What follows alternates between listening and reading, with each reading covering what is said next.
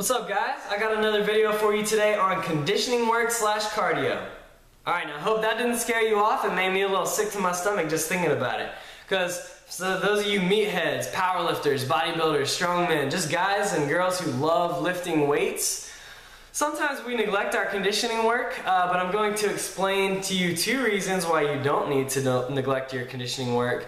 And also at the end I'll give you just some practical advice, what you can do, how often you should do it, how long, things like that, and a couple warnings to go along with that. The first point I want to talk about, conditioning work slash cardio is going to increase your aerobic capacity.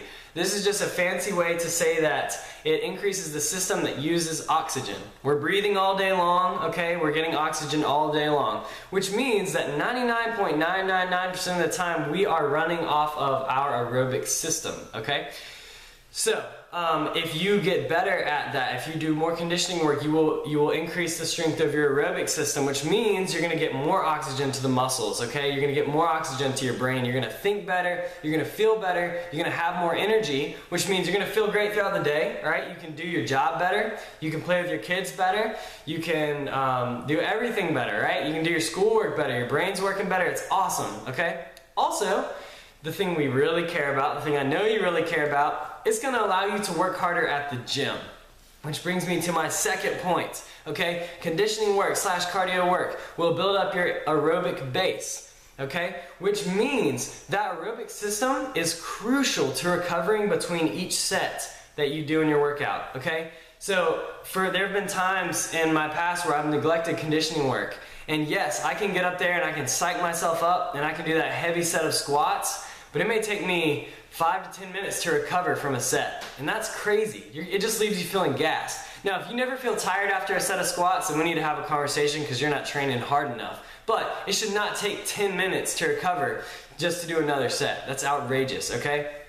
When you've built up your aerobic capacity just to a decent place, it doesn't have to be anything crazy. Once you've built up your aerobic capacity, you can do more sets. You can recover quicker, all right? Not only do you recover quicker between sets, but you also recover quicker between workouts. Your aerobic system plays a huge role in cleaning out all the junk that gets built up from the weightlifting, all the damage that happens. It filters in new blood, new oxygen to the areas of the muscle that need to be healed. All this to say, when you build up your aerobic capacity, not only do you feel better, you recover better between sets, and you can recover better between workouts, which means you can push yourself a little harder in the gym, you can lift a little heavier, you can do a few more sets, and you can lift a few more days per week if you feel so inclined, or you can just save that time and you'll just feel better. You can enjoy the benefits of feeling better from doing cardio slash conditioning work. Okay, now here are my recommendations as far as conditioning work. Just like I talk about not wanting to overtrain, not overdoing it, not doing too much in the gym. If you are doing like a high intensity conditioning exercise like sprints, hill sprints, pushing a car, doing a prowler, and side note, conditioning work should be fun. You should almost think about it as playing, okay? The weight training should be pretty consistent, but your conditioning work, quite frankly, doesn't matter, and a little variety will help you for several reasons. So go do something fun. Be creative. Run around the playground like a little 5-year-old again. It's going to be good for you. It's going to be good for your heart, good for the soul, and good for your body. So have fun with your conditioning work. But anyway, if you're going to do a high intensity exercise, pushing a prowler, pushing a car, hill sprints, things like that, that is very taxing on your body, okay? So I don't recommend doing that more than a couple times per week. As you become more and more fit aerobically, as you do more and more conditioning work, you can handle even more work from there. So just start off light, maybe start with 1 high intensity day per week and then slowly add to that.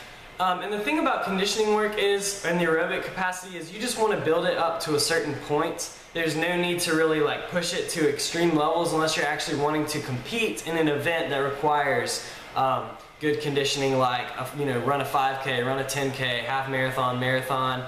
You're gonna do a triathlon, things like that. Then of course you'd want to push that aerobic capacity. The nice thing is, if you're just consistent with your work, it doesn't have to be ridiculously hard stuff. If you go out and push the prowler a couple times per week, give it a few weeks and you're going to feel better and reap all these benefits. And then from there, just doing that prowler 1 to 2 days a week or doing that conditioning work 1 to 2 days per week will keep that aerobic capacity high. So you will still maintain the benefits without having to just beat yourself up in another exercise session.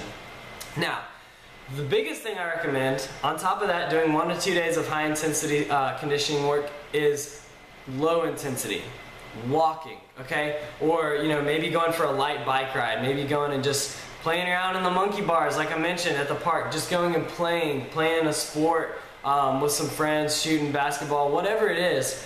Just being active itself, but not at an intense level. There's little to no stress on the body, so it's not going to take a lot, if anything, to recover from.